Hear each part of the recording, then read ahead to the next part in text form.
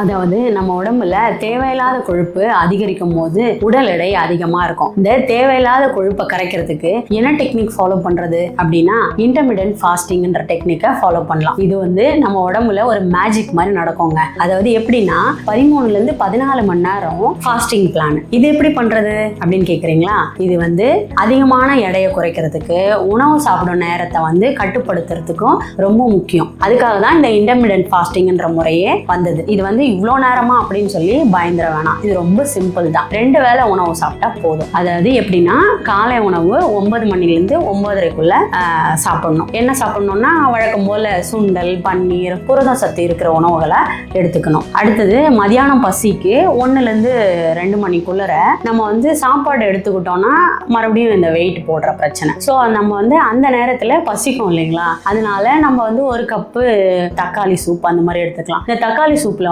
Calorie கம்மி, அதனால அந்த மாதிரி எடுத்துக்கலாம். இந்த தக்காளி சூப்ல மிளகு போட்டு எடுத்துக்கலாம். இது வயிறு நிறைவாகவும் இருக்கும், ஆனா எடையும் ஏறாது. நைட்டு உணவு 5:30லேருந்து 6:30 மணிக்குள்ள எடுத்துக்கலாம். ஆஃபீஸ் விட்டு வந்ததும் சீக்கிரமா 6:30 மணிக்குள்ள முகத்தை கழுவிட்டு சாப்பிட்டுறணும். இந்த உணவை தான் மதியான உணவு மாதிரி சாப்பிட்டுக்கணும். அதாவது 1 கப்பு சோறு கூடவே காய்கறி, கீரை சேர்த்துக்கணும். இன்னொரு முறை என்னன்னா வாரத்துக்கு 2-3 நாள் சாப்பாடுக்கு பதிலா சிறுதானிய அடையோ அப்படி இல்லைன்னா 2 சப்பாத்தியோ எடுத்துக்கலாம். அதாவது நைட்டு நீங்க 6:30 மணிக்குள்ள உங்களோட டின்னரை முடிச்சிடுறீங்கன்னா அதுக்கப்புறம் காலையில 9 மணிக்கு டிஃபன் சாப்பிட்ற வரைக்கும் நீங்க தண்ணி தான் குடிச்சுக்கணும். பசிக்கும் போது நடுராத்திரியில பசிக்குதுன்னு சொல்லிட்டு எதையாவது சாப்பிடக்கூடாது. இந்த முறையில சாப்பிடும் போது உங்க உடம்பு தானாவே கொஞ்சம் கொஞ்சமா குறைய ஆரம்பிச்சிடும். சீக்கிரமாவே உங்களோட எடை குறைய ஆரம்பிச்சிடும். முக்கியமான குறிப்பு என்னன்னா முதல்ல 3 நாள் இதை ட்ரை பண்ணி பாருங்க. உங்க உடம்போட நிலைமையை பார்த்து கண்டினியூ பண்ணுங்க. அதே மாதிரி ஒரு 11 டேஸ் அந்த மாதிரி நீங்க ட்ரை பண்ணீங்கனாலே உங்களுக்கு நல்ல மாற்றம் தெரியும். அதே நேரத்துல உங்களுக்கு ஒரு